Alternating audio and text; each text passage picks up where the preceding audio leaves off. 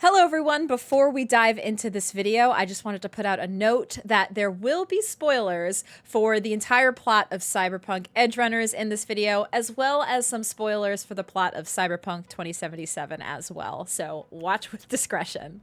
Hello everybody, and welcome to a little discussion that we're about to have about Cyberpunk Edgerunners. On my channel, I have done in the past a lot of breakdowns and reviews and talks about a bunch of different media, usually related to The Witcher or Cyberpunk.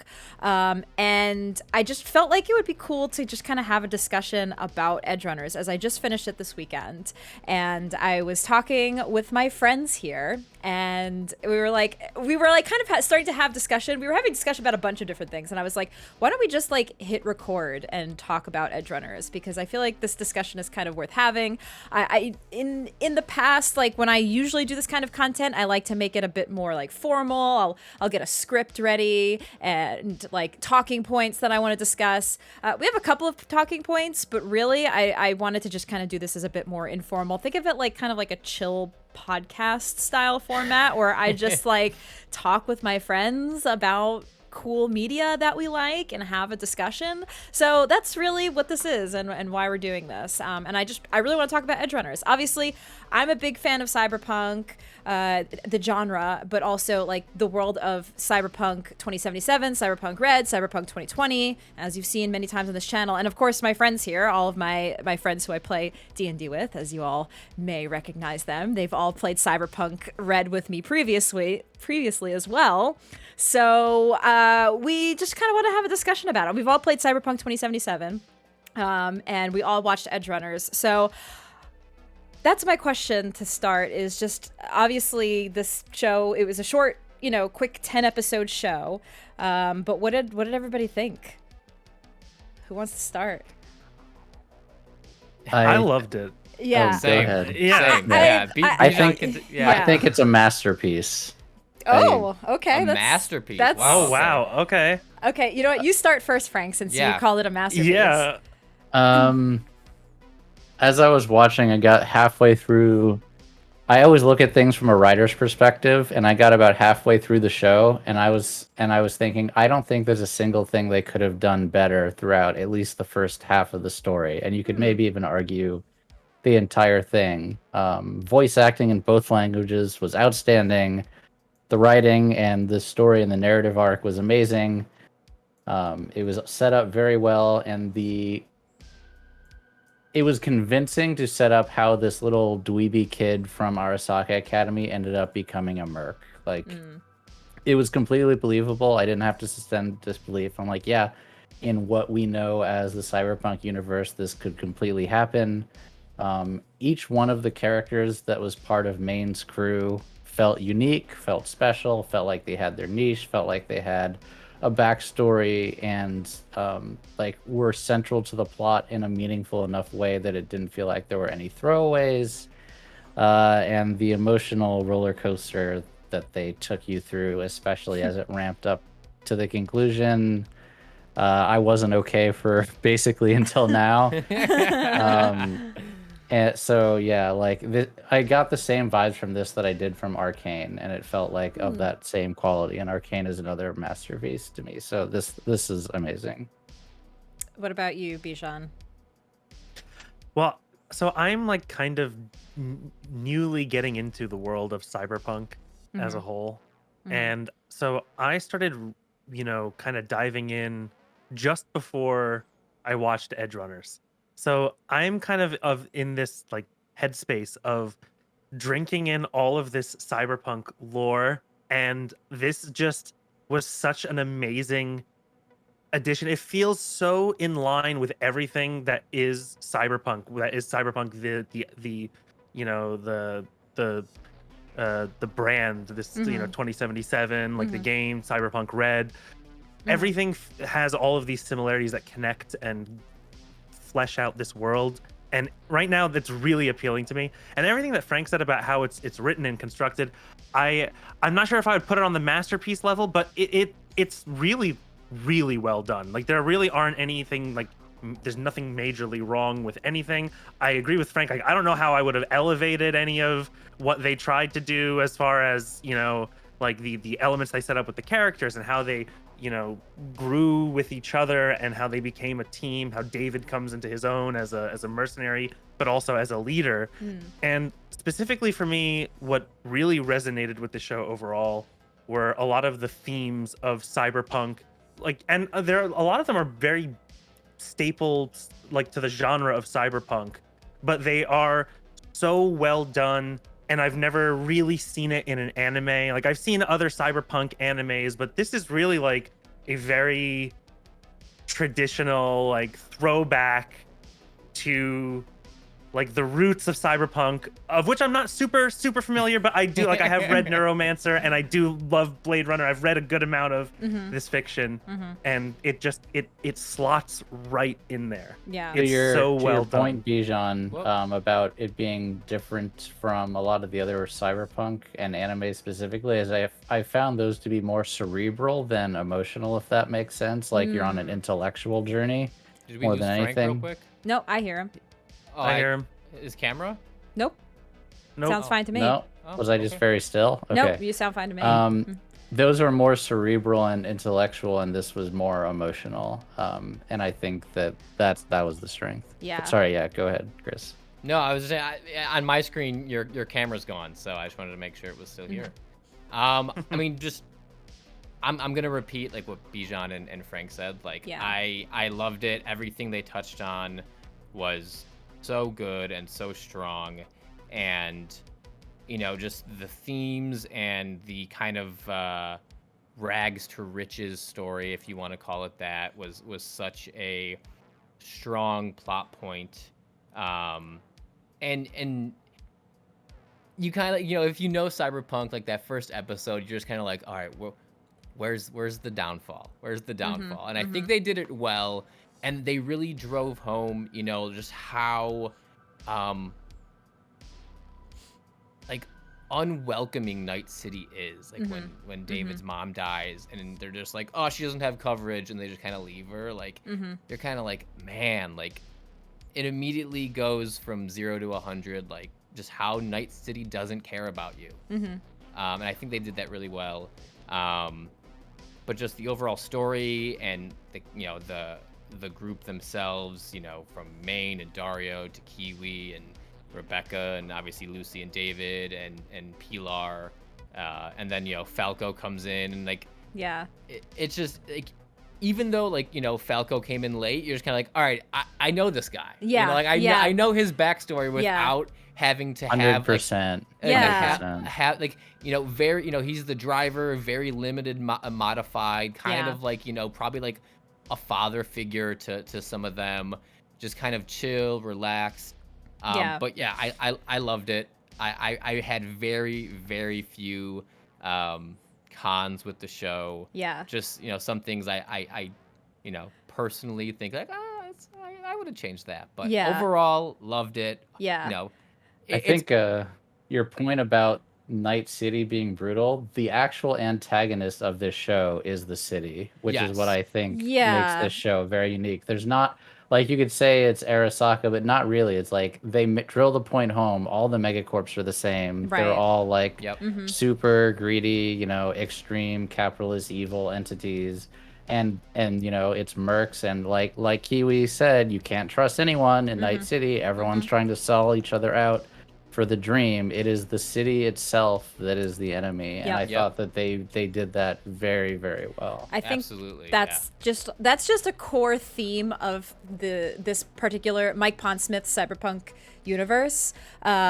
And it's funny because, like, side tangent, like, when we say cyberpunk and we're talking about cyberpunk is a genre that is not limited to all sorts of things can be considered cyberpunk. Blade Runner, Neuromancer, all of those are considered cyberpunk. But Mike Pondsmith created the tabletop system Cyberpunk, Cyberpunk 2013 technically, and then Cyberpunk 2020, and then Cyberpunk Red, and then obviously CD Projekt Red made Cyberpunk 2077 based off of Mike Pondsmith's world. And so that has been a core theme of Mike Pondsmith's Cyberpunk is that like Night City it's all about Night City. Like that's like the city of dreams or death or anything, Or like nightmares. or yeah, exactly. And so it's like it's so good, all of those themes, and that's something I do want to talk about more in this discussion is the general themes of Mike Pondsmith's Cyberpunk, which, by the way, in the intro, the fact that they say, like, you know, based on the world of Mike Pondsmith, it just made me so happy because, like, I've been a fan of Mike Pondsmith for so long, and like a lot of people like don't actually know that Cyberpunk 2077 is based off of a tabletop game. Yep. That like, and I'm so like connected to the tabletop community, and the fact that it's like it came to a game and now it's a freaking freaking show that's like doing so well on Netflix. It's like it blows my mind to see how big it's become and like very well deserving. So yeah. And Yeah. even, you know, when Cyberpunk, I think it was out for a couple days, like Mike Pondsmith tweeted, like, this is as if like my dreams were brought like straight out of my head into reality. Like he had nothing but nothing but praise like for the show. It's like Neil Gaiman with Sandman when he said that too. I was like, when the creators say that, it's like, yes, that's a good thing. Exactly. So when you were saying about like the themes of the city and how they really, you know, Cyberpunk is about the city, you know, I was really thinking about like, the show really, one of the big themes is about following your dreams and how the city kind of affects that and kind of affects the people that are in your way, in, you know, the obstacles that are in your way to achieve those dreams. And when I like I said, I've been recently reading all of this like Cyberpunk material from the books, from the tabletop books, and that's what struck out to me, is that like that is a lot of what that book is about, and that's a central theme of the show as well, and it came across so well. There was a point in the 9th episode where the Ripper Doc said something and it just broke me. Is like I think it was another tale to the next dreamer, or another lesson to the next dreamer, and I was like, yep, that's Night City. It's like anyone who tries to fly high, they all die eventually. They get to be a drink at the afterlife. Yep. And that's a cautionary tale to the next person on the way up. You know, like that is the afterlife. Like, you know, like they say, like it's not what you do in life, it's how you die is how you're remembered. And that could be because Night City just chews you up and spits you out. Like, it is not a kind place. And that, you know, that also goes, you know, if we're talking about, you know, the ending of the show with, you know, Lucy going to the moon, but also if you're looking at the endings of Cyberpunk 2077, and it's like, you know, there's a lot of opinions here because we talked about this before, but I feel the best endings are the endings where you leave Night City, you know, and like Night City is not a good place, and just by, you know, the endings and then like the voicemails people leave you, and how, and I wouldn't say happy people are that you're gone, but like how cathartic it is to finally get out of the city and not have to have this weight on your shoulders of trying to survive day in and day out. Yeah, the Pan Am ending in particular, where it's like, even though it's not happy because, you know, V knows that V is dying in the game. I guess we'll have a spoiler disclaimer. I hope you're not watching. Yeah, I probably should have had that in the beginning, but that's fine. I'll put it in the description below. But that's like the happiest ending you could say, and it's still like you get to have a happy life for a little while. The city's still won in the end, kind of. So I would say though that in a weird way, it's only a happy ending because you're dying. Because I don't know what, like, you guys, the sense of what, you know, because Cyberpunk really deals with Night City, like we said, right? But I don't get the sense that the rest of the world is like not a capitalist hellscape or a barren wasteland. Oh yeah. You know, so like I don't know if necessarily leaving the city, like, it's symbolic, and in a way it's not like, yes, you can probably have a nice vacation for the 2 weeks left that you're gonna live in the game with, you know, that's that actually a good point. If there's a nuke that blows up Arasaka Tower, I imagine that the rest of the world is probably not too nice. True. Yeah. So so much of it too, again is like again, I think Cyberpunk is a lot about those personal stories, and even like each of these characters in the show had like their own personal journey, and it very much reminded me of like a tabletop game, of like playing a tabletop, like a Cyberpunk Red game with a bunch of friends, and like who is what and what their story is, again, because like even the term Edgerunner, that's what you're called, like when you're playing the tabletop game, like and I was the GM, you guys would be Edgerunners. That's what a player is. Same thing with like a cyberpunk, when they were talking about that in the show, they're like, you're a cyberpunk, and I'm like, You're a cyberpunk. it sounds kind of cheesy and funny because we say the word so much, but that is like an origin of like that's even like in the book and stuff. So it's like, I don't know, that was just cool too to see that. It's like, oh, like look at all these little personal stories of everybody, and like, and yeah, there's just so much tie-in to the world, and it really didn't have, honestly, the show didn't have a lot of world building. Like it kind of just threw you into it, yeah, and it was it's one of those where like, yeah, it kind of expects you to know a little bit about the backstory. Yes, but I also think that that's one of its strengths, is kind of going back to like how I said, like, oh, like Falco's just thrown in and you kind of already get this guy. And the same thing, you know, with Maine, when he starts to, you know, when he starts slipping, and you just have this one flashback where he's just like walking in the desert, and like they don't explain like anything about his backstory, but it's just so well written that you understand what Maine had to go through in his life, and that's, you know, with his whole cyberpsychosis, and like how he's just in the desert just walking forward, because that's kind of like, you know, you just got to keep moving, and keep going, and that's what he was dealing with, and you connect with that even though there's zero backstory there. Yeah, similarly, at the beginning when David's mom is killed, like you kind of realize his mom was doing something illicit in order to try to pay for his school, and like you can tell that just from the little world building that's been done, like when he's walking to class and you kind of see the state of the city, like that is just, they showed everything without having to tell it, and so you're like, okay, this is what kind of world this is. And so, you know, yeah, maybe David's mom just dies in a random accident in a gang fight, but you know that there's some skeletons in her closet, and it, you know, of course you find out very quickly, oh, she's been like doing arms dealing, and that's how she was paying for things. And that was totally believable. And it's like, they don't need to go any more into that, because you understand, like, anyone who is trying to thrive in Night City is having to do something that doesn't necessarily agree with their morals, that isn't necessarily safe, but that's the only way that you can get yourself out, by doing those things. And so they didn't really have to do a lot of world building. They just managed to have it naturally shown in the course of the events. Yeah, one of the things I really just want to touch on, after my second watch through, in the first episode, after, you know, David's you know, wash machine breaks down because it doesn't have any money in it, and, you know, he covers his mom with her jacket, and then he goes to school. When she sits up and calls someone, she literally goes, "Maine, it's Gloria."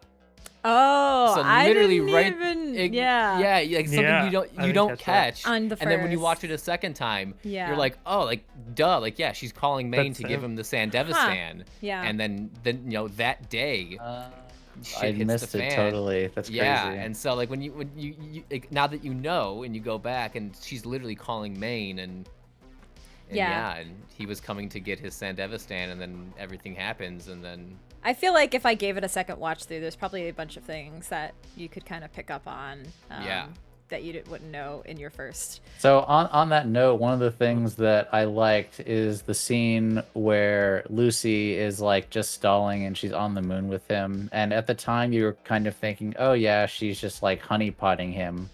But I think like a little bit later, even before like it's very explicitly said where she was like, no, I actually cared about you, you could kind of tell that she did, even though she also was showing loyalty to her crew. And that's one of the reasons I thought it was a masterpiece, because they didn't, again, a lot of times you would want that explicitly spelled out, but this show did such a good job of storytelling without having to explicitly say things, that by the time she does come out and say it, you already know what's going to happen, because it's been shown so well. And like, yeah, Maine foreshadows it a little bit, and like, hey dude, like obviously she was into you.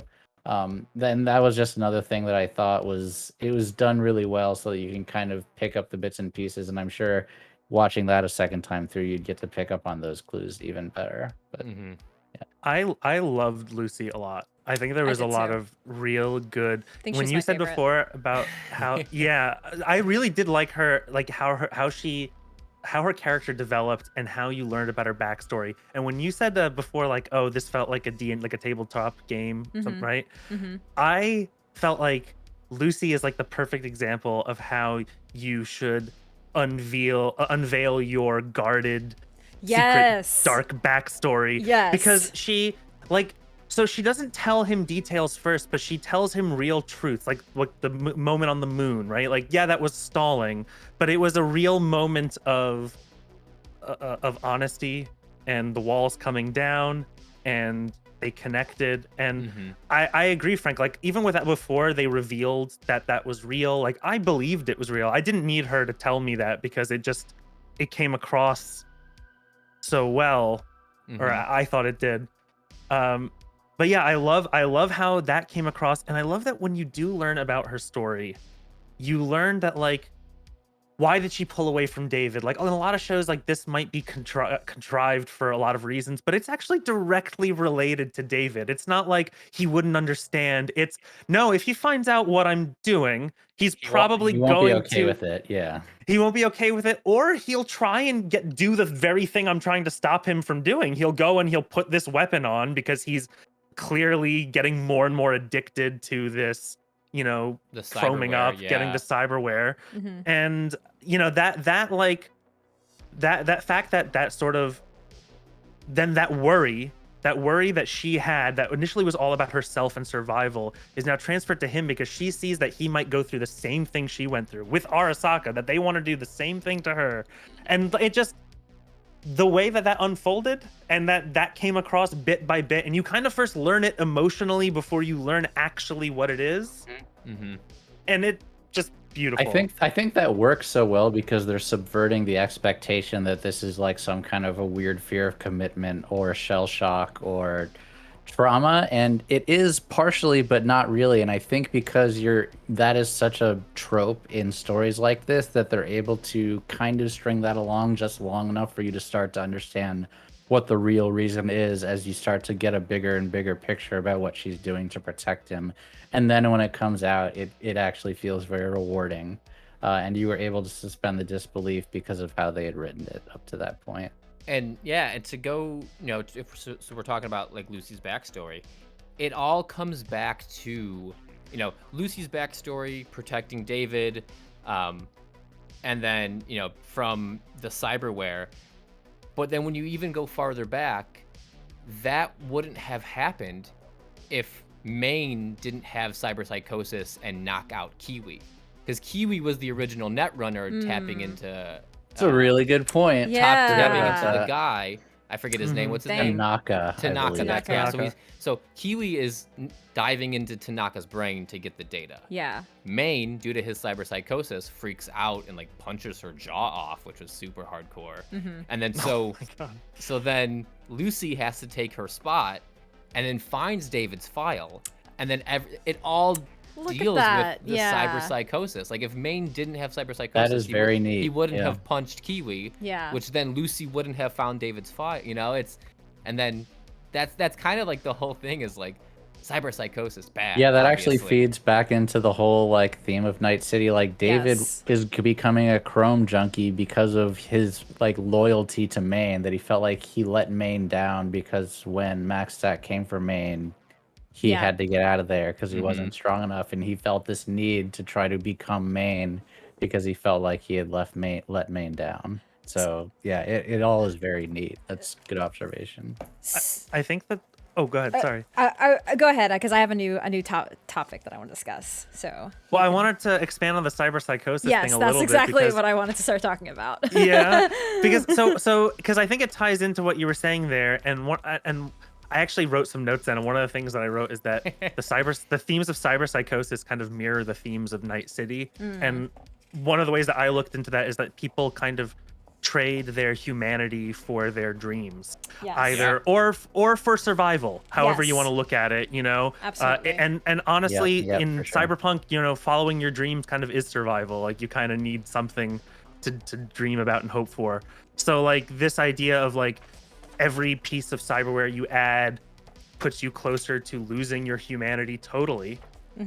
You know, and they kind of make it sound like it's a flipping of a switch, but it's clearly a little bit more gradual. But like, right? Yeah, it's so yeah. I just that to me, like the fact that how you mentioned how much of it hinges on this cyberpsychosis theme, and the fact that you know how important the theme of Night City, the city itself, is. Hi, Elias. Hi, Elias. Hi. Baby. That's actually a mechanic in the TTRPG, and I see Tracy grab the book, so she was probably going to talk about it. You actually give up humanity to get more installs, I think. Yes, right? and so that is like one thing. Again, I'm like, as far as this talk goes, I'm the resident like tabletop person, or I'm always comparing it to like grab the book, grab the rule book. So like, that was the big that to me was the best. The coolest theme and the coolest thing about the show, I think, is the amount it touches on cyberpsychosis within Cyberpunk, because that is touched on a little bit, I think, in the game, and I've explored it a bit in my games, but I haven't had like a long-term campaign where we've had to worry about people going full cyberpsycho. So it's something that is like a mechanic in the book, and again, the fact that they brought it in the show, I was like, oh my gosh, this is so cool. So like when you're building your character in Cyberpunk, when you add things, when you add different cyberware, you have to take humanity loss, and you also, a stat that you have is empathy, and I think that's like one of the coolest mechanics in this game, is that the more cyberware you get, you are slowly losing yourself and becoming more of a Borg, like Atom Smasher. So like it is like one of the coolest themes within this show, and that it's like not super touched on, I feel, in the game, but it's definitely more touched on in the show. I was gonna bring that up. Like they have it in 2077, where obviously the big thing, the repeatable quest is when you're hunting down cyber psychos, and they actually do prefer you to bring them in alive when possible, because they're like trying to study and understand it better, but they don't explore it nearly enough. And I thought that the show did a really great job of kind of showing people slipping, like with the eye wiggle effect that was so freaking creepy. Right, yeah. And like it doesn't actually make any like sense, but it drives the point home completely that this person is losing their slip on reality, having the flashbacks, Maine first having the weird flashbacks of the desert, and then David having flashbacks to earlier points when he was interacting with the crew. It's just like very, very well done. Overall. And it's important to note that while this is from Cyberpunk Red, so it's not really touched on in 2077. A little bit in the show, in the anime, is it's possible for you to be okay if you just stop and you kind of go to like cyber psycho rehab. And yes, you can go. There's a whole chapter on therapy. You go to like a instead of a Ripper doc, you go to essentially a brain doc, and you can. It seems like they remove some. You have to remove some of your tech. Yeah, right? Exactly, and you tech down and stuff like that, and then the brain doc kind of heals you emotionally and psychologically, and then there is a possibility that you live a completely normal life. You're obviously on like the cyber psycho watch list just in case you do go wild, but it's completely okay. But it's just that idea of like, I can do that, and but then the city wins is exactly kind of the thing. It's equally equivalent. It's equivalent to a drug essentially. Like there's obviously the possibility to stop using and get help, but at what cost? Yeah, the cost is the dream, and that's what the difficult part is, because in this, like, we've mentioned it's like a ultra extreme capitalist hellscape. The only way you can get through it is like it's like lotto ticket. You just got to get rich enough that you can literally have enough money that you can leave the city and do whatever you want, and otherwise you are a victim to it. Because in this point, because the anime takes place in 2076, so it's a year before the game.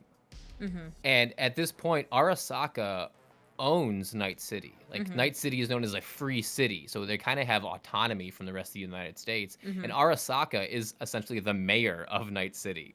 They're like, how do you escape a city when the biggest corporation owns everything? Well, Yeah. you can't. Yeah. Yeah. And then they touch on that when it's like towards the end when, David is going haywire, going to, Arasaka Tower. And, trauma team's literally like, I think it might be Max Tech. They're like, oh, Max Tech, yeah. Arasaka said they'll handle everything. So they're just like, all right, we're gone. Like the boss Yeah. said that Yeah. they're gonna handle everything. Like the cops, essentially, the SWAT team is just like, oh, they said they got they've it. got So. Adam Smasher, and he's on the case. Yeah. So just talking more just about, again, like just the show in general, what was everybody's, like, did anybody have like favorite characters or favorite scenes or anything like that? I think for me, I really like Lucy. Like, honestly, the whole crew was really good. I was surprised because when I first started the show and I saw David and I was like, oh, okay, this is like generic anime male protag. Yes. And, yes. blah de blah. They And- bait you with that. He's Yeah. like, oh, he's this complainer. Yeah, yeah. I mean, he has his reasons. Yeah, obviously, but I like, think that's he ends that's up being stereotypical. a really good character. I liked him a lot. I think Lucy was my favorite, and I liked watching Lucy and David's relationship. I think that was probably my favorite. Also, Maine and him going cyber psycho, I think, was another really big highlight for me. I thought Lucy was the best written character in the show. I listened in English more than Japanese, but in both languages, her VO was amazing.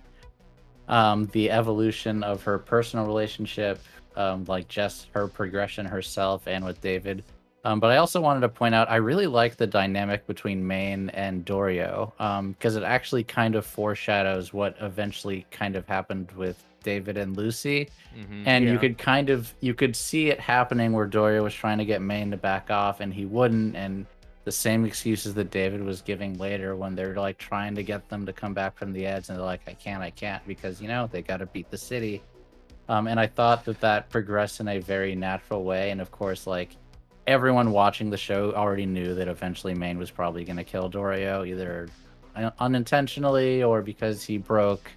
And it kind of is leading you down to the point where you're worried, is David going to do the same thing to Lucy?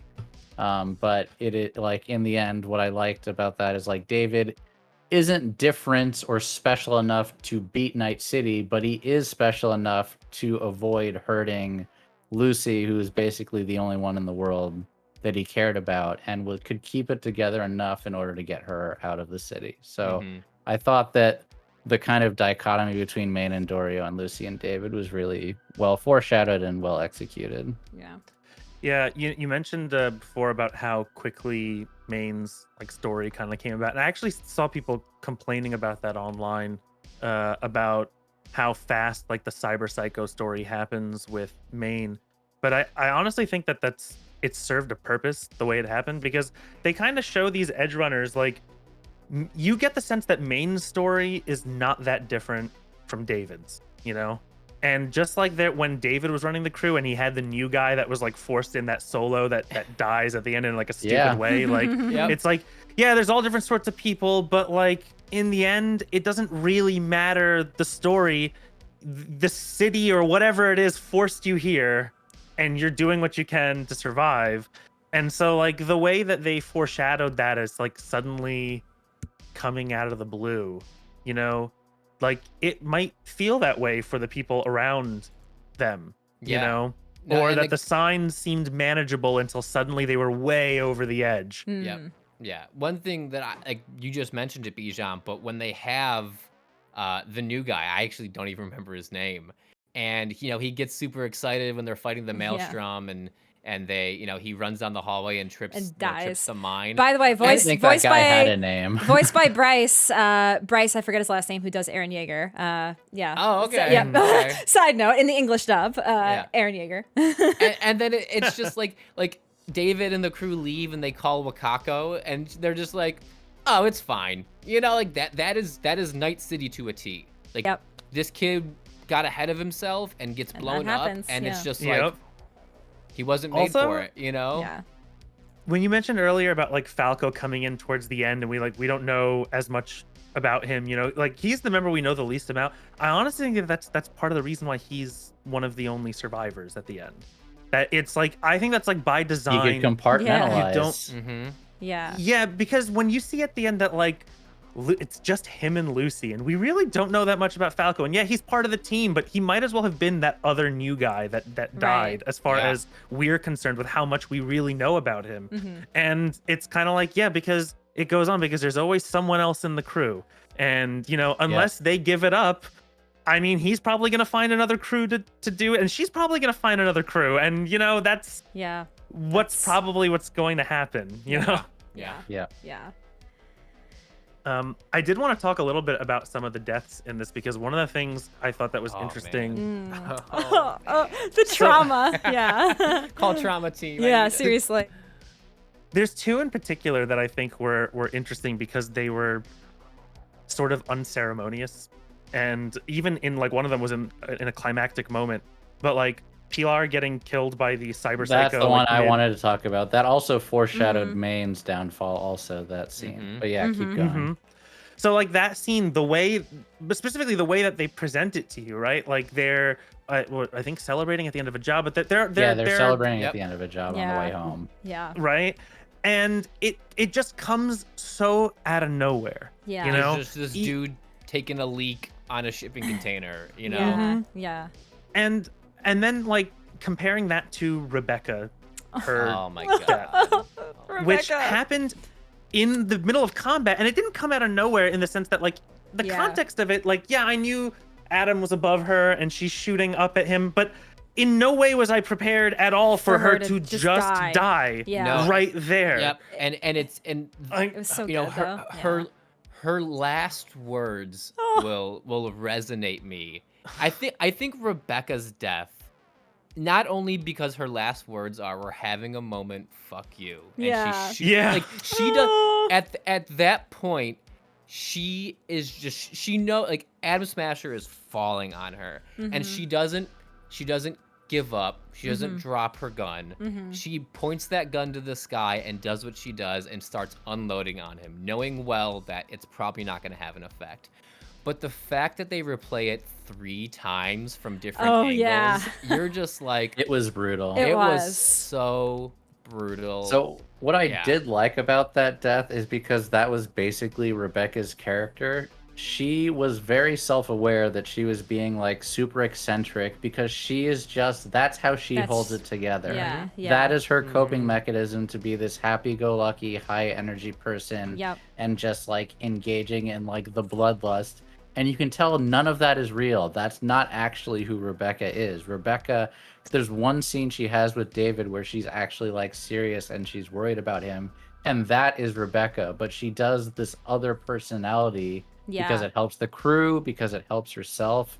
Yeah. This is part of what is the glue that keeps everything. I love that. And in that scene, like, she knows she's going to die. Like, she knows, but she's just keeping that to the end. I thought that was an extremely poetic way. Yeah. And I think, like, they had to show it 3 times because you almost wouldn't have believed that she was dying unless Yeah. they did show it Yeah. 3 times. I know. I Because didn't. she was so nonchalant about it. I know. I didn't process it at first too. I was like, "Oh, okay." Like she just got crushed by him. But it was like, no, She got smashed by she got Smasher. smashed by Adam Smasher. And it was brutal. That was a brutal death. yeah. Yeah. Yeah.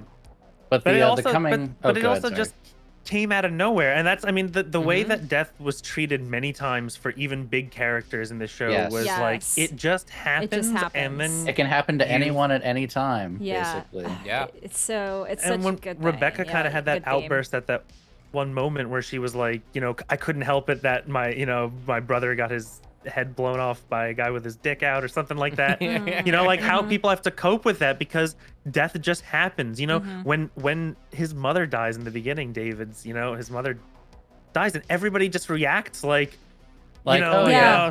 Yeah. But I Another loved Tuesday or whatever. I loved Yeah. like the way they built that in the story too. Where they gave him the thing like, here's your funeral service. You get a vending machine, a vendit Yeah, with the the vending cremation, the cremation. crematorium. and that automated recording So that was good. like a machine We're voice sorry for almost your had more loss. empathy than Yeah. the actual human doctor that Yeah. was coming up, Yeah. just like, Yeah. yeah, Yeah. that's why people want insurance, kid. That's why they want these corpo gigs, Yeah. Yeah. like, Yeah. God, yeah, that Just was brutal so, truth. so cyberpunk, and I love it. Oh my gosh. So talking about Adam Smasher, I was so happy that he made an appearance. So like they had some fan servicey stuff. Like I call it fan service, They but had like Rogue for like they had, oh my half God. of a second. Literally, I was screaming when I saw Rogue. I was like, Rogue! And like, when they went to the Afterlife multiple times, obviously, like CD Projekt Red made the show, and they worked with like Studio Trigger and everything. And it's just like all the things, even like David's apartment looks like V's apartment. I was like, Yes, it does. I almost thought maybe it was like after he Like, dies, this was maybe a young V. Yeah, like because V moves in like a year later. So there were maybe it there is were the same early apartment. beta shots for the game that I recall that were where the apartment was done in the layout that is in the show. So it was probably modeled on a room that they actually had in 2077. But also I would assume that there are just so many of these housing They look blocks the same. that they're just out of a box. Yeah, You know, yeah. in Which this year, like is in the book too. Yeah. you know, like So- every apartment just is the same because it's easy. You know.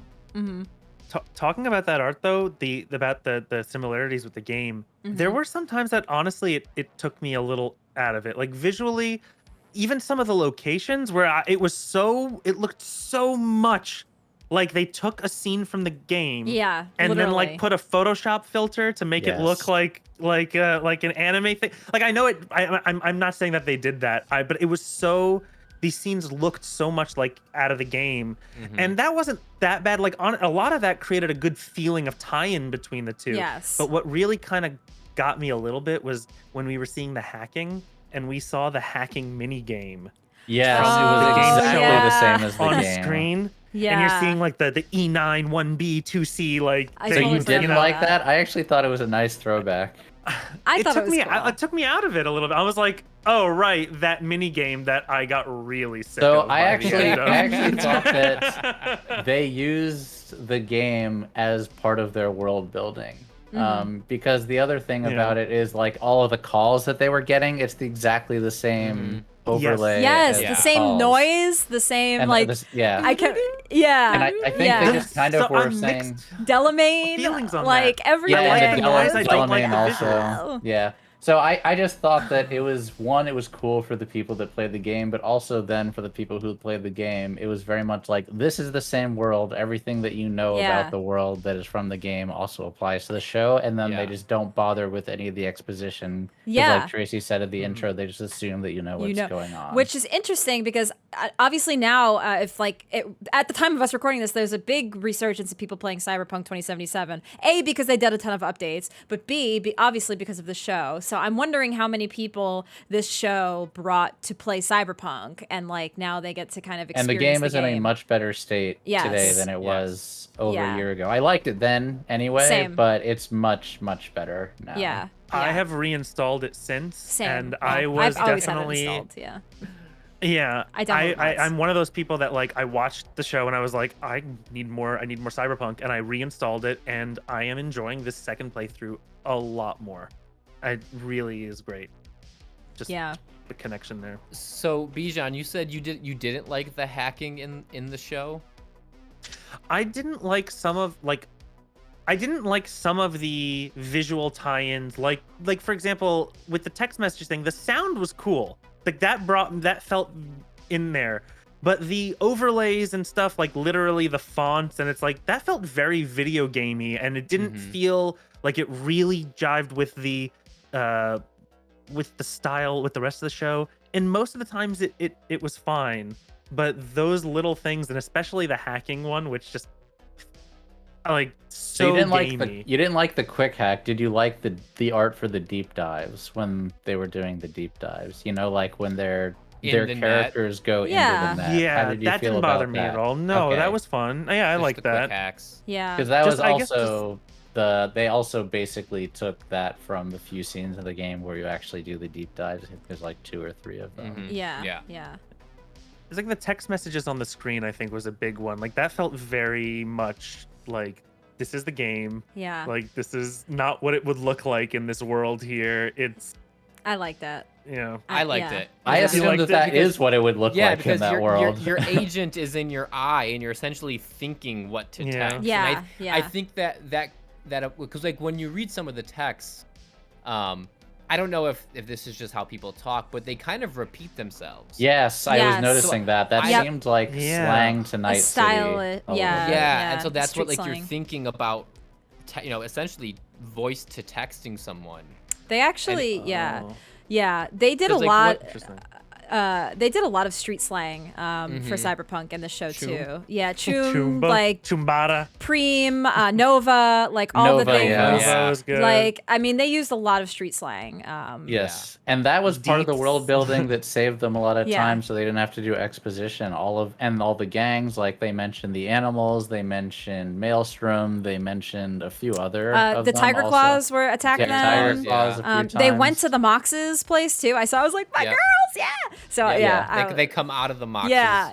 bar, yeah. yeah. I mean, I mean, Bijan gave his feedback. I think the one thing, I mean, I'm just gonna say it so we can Yeah. chime in. Yeah. The one thing I Okay. wasn't a big fan of was the like the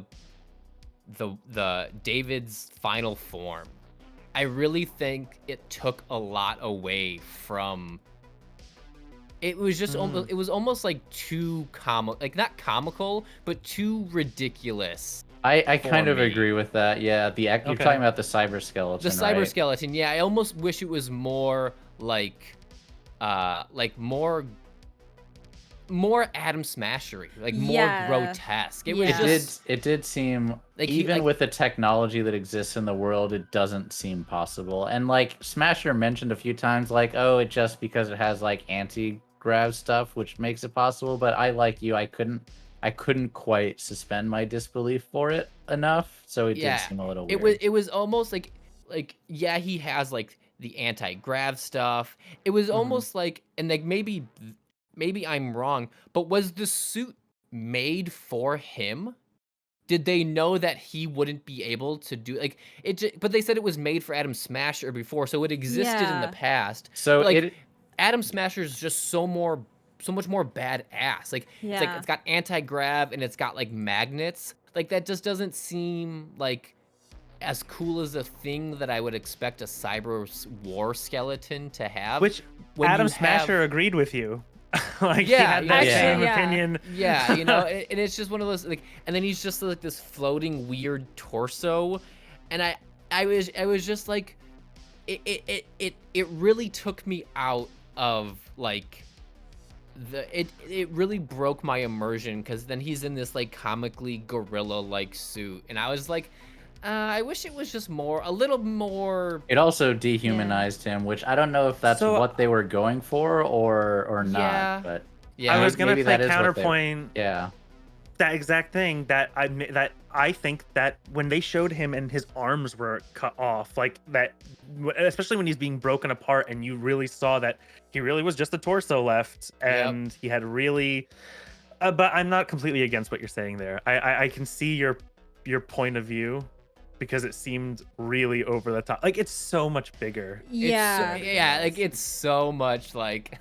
Yeah. When you see it in the back of the cab and you're like, oh, it's kind of like I know I imagined it more like a Ripley like lifter from Alien. Yeah. or you like still a Mad Cat from BattleTech. Yeah. or Exactly. something. Yeah, like where like his body is in it, but it's like almost like bolted in. Yes. Yeah. I was expecting that, and then when I saw it, I was like, oh, that's like it's cool, but it's also like kind of Also gross too. Oh yeah, Yeah. very gross. Like Yeah. and they always joke about like removing your stuff. Like you get so far that you remove like your Mr. Stids, That- that's an you're- implant that you can get. you're downstairs, and then you're kind of Yeah. like, oh, like he has nothing left. Like I he know, is it's just like his torso. he is just Yeah. chest and abs. Like Yeah. yeah. To me it was just like really like you literally removed your arms and legs in back of that cab, and just right there I was kind of like, oh, I wish it was more hardcore. I mean, it was more macabre, I guess you could say. Yeah. I wish he had his, but like you say, oh, it's showing that he removed like almost all of his humanity. He is completely. And I think that like mecha. so yeah, that's also why like I was okay with it, because you're like, yes, he has become even more than Smasher. This is what will finally make him psycho, because he really isn't human anymore at all. The only bit of him that is human was the love he had for Lucy at that point. And Yeah. so that's the only thing that snaps him out of it just long enough for him to hold off Smasher and for figure it out. So yeah, like when we saw him finally in the suit and saw what he did, I was like, okay, he's dead. There's no way he makes it out of there's this. there's Like, no coming back. Yeah. there's no coming back from this. Like that's it for Yeah. David. But I like, to counteract my own point, I really liked how they had just like the magazine of like immunosuppressants Oh, yeah. getting injected. Oh, yeah, He is just this Yes. like Frankenstein that is Yes. like gets put in and then like it gets shot out and the next syringe Next like takes one's it. load. Oh my yeah. God. I was like, Oh, all right, brutal. that's pretty badass. And like Right. when he's slipping and he's talking to his mom, but it's Rebecca like right there in front of his face. I Yeah. was like, How about when Alright. he tells Rebecca? Like I thought that was like that Rebecca. I mean, she knew probably not just that David was gonna die, but that they were all likely to die. Yeah. Oh, yeah, From like the they- moment that she 100%. helped, the moment that she was like, "I'll help you. I'll give you this crazy serum if you go too far or whatever it is," you know. Yeah. Mhm. Yeah.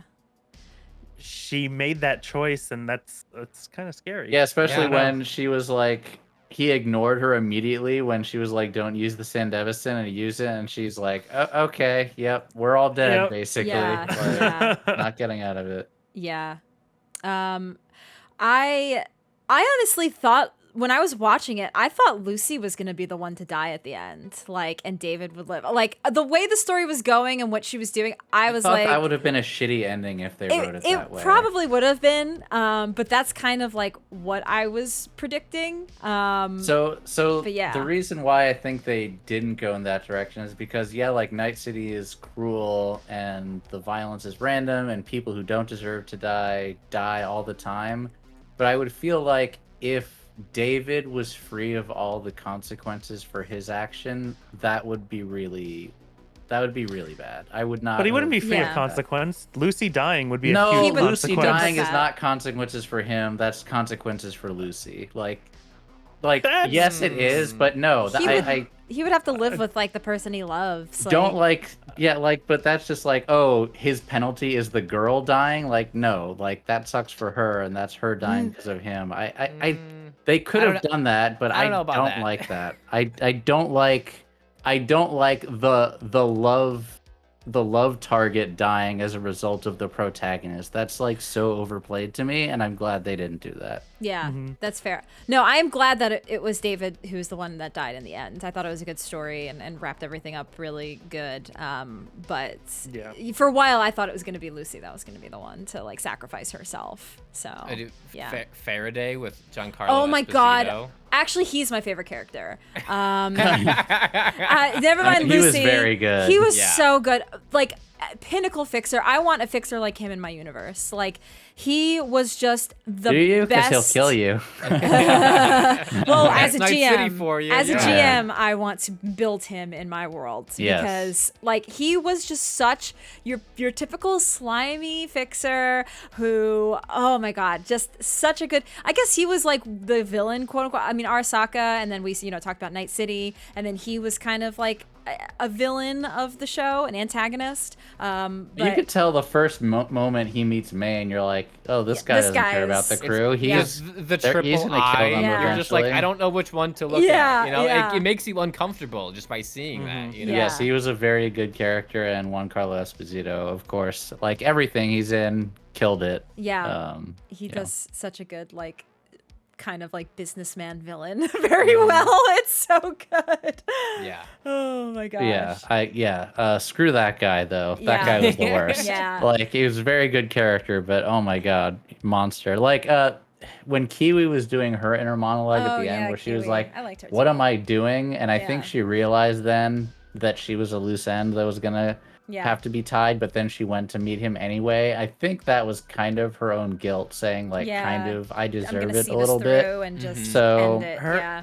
her Yeah. ending, I think, is like part of that theme of like where the Night City theme mirrors the cyberpsychosis. Like she's in the end questioning, like, what am I like? I betrayed my friends for this. Like, why did I do this? She's wrestling with that part of her humanity that the city made her give up, and had Yes. nothing to do with the cyberware in that moment. It was the circumstances, the pressures that It was led the her money. to Yeah, straight she money. wanted to you know? she wanted to win Night City, and then ultimately she realized, nope, it's actually not even worth it. If this is Yeah. what I have to do to Yeah. win, then I don't want to win. So she goes And she there didn't knowing win. she's No. and she didn't win. No. And you know, and I don't remember specifically, but like she died from her own motto, like don't trust people in Night Yes. City. Yeah. Yes. You know, like, Herself. Yeah. Included. yeah. Yeah.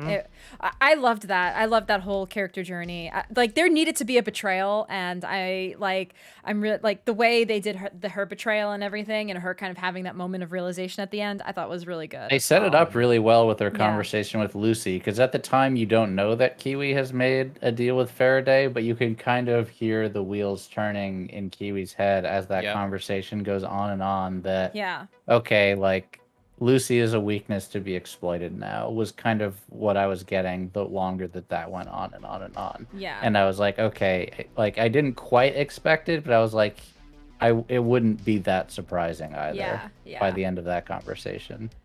So last thing to talk about. Well, this is the last thing to talk about, and then any other final thoughts.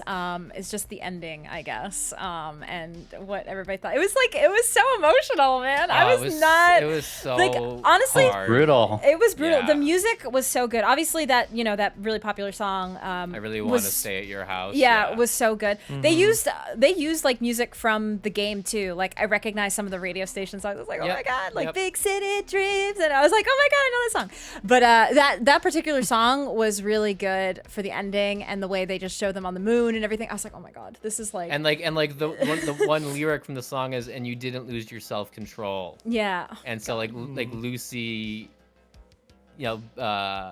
David, from his love for Lucy and Lucy, giving it back, is she kept him from going full cyber psycho at the Yeah. end right there. Yes. So he knew what he was doing, and oh man, He was himself at the end. He wasn't- He Yeah. died himself. Yeah. Yeah. Yeah. And- yeah.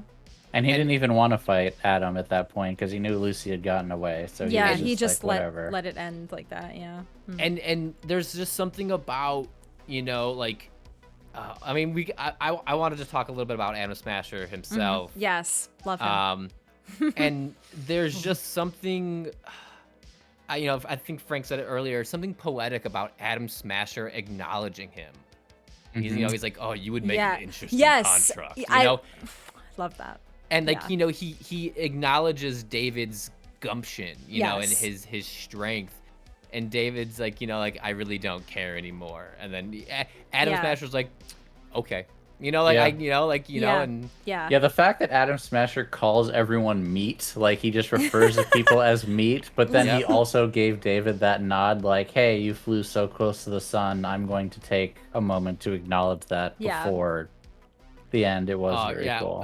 like when he's like, no one leaves the slaughterhouse, not Yeah. alive, when they're driving away, Yo. and it's Yes. just like, oh, Adam Smasher. Adam like, Smasher was cooler in this anime than he was in the game. Like Yes, I honestly Agreed. they made him really freaking cool in the anime. I was like, yo, this is awesome. That made me so happy. And it's just like when he's fighting David, and David like triggers the Sandevistan, and then Oh like, my God, Adam yeah. Smasher Adam also has has one, one. and he just goes like a rudimentary instrument, and it's Yeah. just, like the thing Yes. that's Yes. David Sandevistan, the thing that makes him him, and yeah, Adam the thing, Smasher the is just MacGuffin like, of the whole series, basically, and Adam Smasher is like, whatever. you like, think a Sandevistan's cool? Like, look what I can do, It's just like, all right, we get it, Adam, you're awesome. But I wanted to say about the ending, like I thought it was perfectly poetic. It went down like of all of the possible endings that were left by the point that those characters, like that is what I would have wanted for Lucy to get what she wants, for her to be melancholy, that she had to do it alone.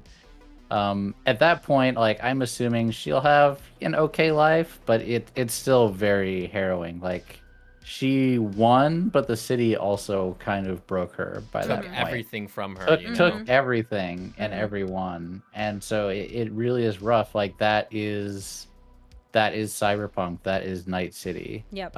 Is that ending. So it was really, really brutal, but almost perfectly executed. I don't know Yeah. how you could really do that ending any better than what we got. Yeah. One of my favorite things that I've read, just going through Reddit and Twitter and everything like that, is like she's not only seeing David there on the moon in her visor, but like someone like broke it down and they said like they think she actually like she took the BD, like when they were in the BD Braindance, together, yeah. and actually created a virtue for herself so she can see him whenever she wants. I like to believe Yeah. that. Yeah. You know, I so, would like, totally it's- believe it's- that. It did seem like it a little bit. Yeah. Like it was almost like a recording because it like cuts. So like, it doesn't like Yes. fade out like a Yeah. memory. It just cuts I really like like that. like a really good. recording would. And Yeah. it was It's like a really good interpretation. so Yeah. it's Yeah. like just it started with their BD together, and then to memorialize him, she has his virtue implanted. And Yeah.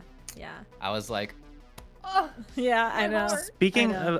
of the ending and Adam Smasher, I do kind of think that one of the weaker things about the ending is Adam Smasher. As cool as he is, interesting. I do think that they didn't really build, like, he gets one mention beforehand, like, Adam Smasher. Oh, you don't know who Adam Smasher is, you know? Man of But- Night City. Yeah. But he is this big climactic fight, and there's this moment where he's like, David's like hurling insults, like, I hear you're more machine than man, that like, as if there is some sort of, and obviously Adam Smasher kind of represents this path that David's clearly on at this point. Mm-hmm. However, I would have liked to have seen Adam Smasher built up as something more ominous, as more of a threat, This and is maybe true. something that David talked about a little bit more, instead of being like, "Oh, you've never heard of him." That is Yeah. And- true. Yeah. And- He was and just kind of that- thrown in. Yeah.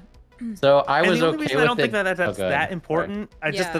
the last point on that. The only reason I don't think it's that important is because in the end, the ending isn't about how he fights Adam Smasher. That's Yeah. not the most important thing. Right. But I just think it could have been bigger. It's So- how he saves Lucy. Yeah. Yeah. Yeah. Yeah. So I think the reason they didn't is because, like I mentioned before, they let the game do a lot of the world building, and Smasher is mentioned so much in Cyberpunk 2077. Yeah. And like the episodes were only half-hour long. It's only Yeah. 10 half-hour episodes. know, They had I- to cram a lot. I think they just didn't think that they could Add. put much about him when he was not really that relevant to the story. But I do Yeah. agree with you. It would have been good to either see a news story about him in a clip or something in one of the early episodes, or hear something about him earlier than the doc just mentioning it in like episode Yeah. 6 Yeah. or Well, it's like 7. they did the opposite with that scene. Like the doc was like mentioning it. He's like, I don't know who Adam Smasher even is. And Yeah. instead of like maybe that leading to him going like, oh, I'll be better than him, or like I'll never like go kind that of- deep, Yeah. like Yeah. something. Yeah. Yeah, Foreshadowing it. Yeah. that's a good call. Actually, yeah, that is something they could have done a little better. Yeah. True. Yeah. Mhm. So any final thoughts on the show in general? My final thoughts, probably just again, Studio Trigger. If we had our good friend Nick here, who is our resident anime expert, could give us a whole biography on Studio Trigger and how amazing they are. And every member. Yeah, yeah, every and animator. I almost wanted to throw him in here last minute, like, yo, Nick, can you come here and just talk about Studio Trigger, because he knows he like is a wealth of facts. But I think they just did an amazing job creating. Honestly, hats off to them. Hats off to CD Projekt Red. The artwork, the feel. There were yeah. so many moments, like when David and Lucy first kiss, and it's like And this. the rocket takes off behind It's them. like I could screenshot that and make it my wallpaper. It was so Yeah. beautiful. Yeah, it like was when they're sitting amazing. on the rooftop and you Yes. see the rocket like in Yes. the moon. It's It like was- so picturesque. Yeah, like there were so many moments that were so visually stunning, and really, again, like Cyberpunk is definitely, it's style over substance. That's one of the another core tenet. And there was a lot of that style over substance. It's that aesthetic. Cyberpunk a lot is like an aesthetic, and Yep. they captured that, and it was beautiful. Like the music and the visuals just put together was so stunning. That was one of my favorite things, I think, about the entire show, and just like hats off to that. So that's Yeah. that's my final takeaway, I think. 100% agree with everything you just said. Like while it's Cyberpunk, you still have that essence of Studio Trigger. So like in the game, you know, and you see it a little bit like with the car chases when the cars are like bouncing all over the place and they're just like going hundreds of feet in the air. You know, it's a little egregious, but it's not. It doesn't like actually feel out of like place, you said, honestly. style over substance. It's the style of the cars going crazy. You still get the point home, but it just adds that little flavor that it's like, all right, I like this. You know. What about you guys? I was just gonna say. Oh, my final thought is, this is one of the pieces of media, and you guys might disagree. I hope they don't make a second one. I was gonna say the exact opposite, but Oh, no! I don't want any of these characters anymore. Yes, I don't want that. I'm with no Bijan. continuation. Yes. I don't want That's what I meant. These characters should not be written, Right. but I want more of this world in whatever media, game, anime. Yes. Probably not live action. I don't know how you would do it well, but I want more of this universe. But yeah, like 100%. no more of more these seasons of the characters. Their anime. story Yes. is over. The story That was is- perfect. That is exactly what I meant. I meant that as if they do make like an Edgerunners 2, I like New characters, new characters. Maybe have Easter eggs. Maybe Maybe Lucy is mentioned as maybe like Lucy's a net runner or mentioned, something. or she's on the moon, like sitting at a bar, or maybe maybe one of the episodes, like you see Falco in a car. Yeah, maybe Falco's in a car somewhere. That's about it. Yeah. You could tie it to the to whatever the military program that they were doing with with Lucy, or with the military The Arasaka, equipment that David was doing. Anything Arasaka was doing, I Militech, think is fair game to connect, Yes. because like none of Cyberpunk really is about that. That stuff's not really that important. That stuff's gonna happen rain or shine. Yes. But it's those human stories in between that matters, and Agreed. Yeah. that's what I So want more of. That's my final thought is the emotions of the story. Like, I don't know if I have ever felt so many ups and downs. And you guys mentioned the scene where they're like kissing with the rocket ship, and that was like the highest the show got. And as soon as that finished, I'm like, and it's time to go down. Yeah, Like, you're absolutely right. you knew it immediately, You knew, and the way, and it wasn't. It didn't feel like it was just they were trying to shock me when I was watching it. It was a perfect emotional journey from start to finish. Agreed. I don't, and it didn't feel like manipulation. It was like, this is a journey that they are taking us on. We are going to feel certain ways. I feel like almost anyone who watched the show is going to have almost an identical emotional reaction to every single frame of this show because they crafted it so well. Yeah.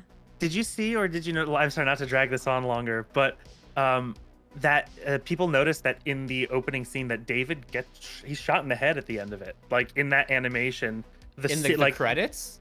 Yeah, in the opening crawl, in the opening titles, right? I only watched it like twice, so I didn't actually notice skip it. intro. Skip I watch not it almost this every one, time. bro. That's me. Yeah, I watch it. He's shot in the head by the city, the shadowy figure, I because didn't they're showing notice like that, things though. behind him. Okay. It's the city. Yeah, I didn't put that together myself. I read that online. Okay. But like when you said that they guide you on, they're telling you know where it's going. I mean, they tell you from the foreshadow it, beginning. Yeah. They tell you from the beginning David's gonna die. Huh. And I love when anime intros do that. A lot of anime intros do that. Well, they'll foreshadow something to happen, and you're like, "Oh shit!" So I love when they do that. Okay, Bijan. We've all seen Attack on Titan. Yes, exactly. Not to name names. Yeah. Bijan, your final thoughts? Any?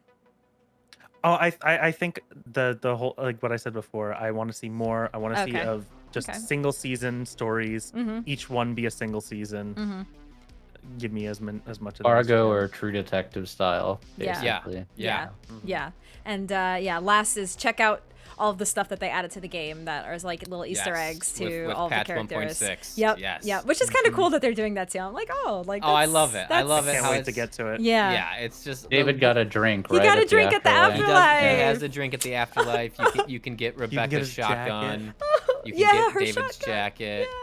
Yeah. You can go to Rebecca and Pilar's apartment. It's not like it's the apartment that they modeled after. I don't know if they had it before or after the show. Yeah. But you can go there and just either jump into Cyberpunk 2077 and find it for yourself, or look it up online. It's a good game. It's a great game. If you like the show, you'll probably like the game. Yep. Yeah. Yep. Or the And tabletop just game. kill Adam Smasher every time. Yeah, kill that. Guys, thank you for joining me for this little talk. I'm glad This was awesome. Yeah, I like doing this better than just me talking to myself. It's nice to have more discussion style. So we might do more of this in the future for other medias. So stick around, everybody, and we'll probably see you soon. Thanks everybody for watching, and we'll see you in the next one. Bye. See you in the next one.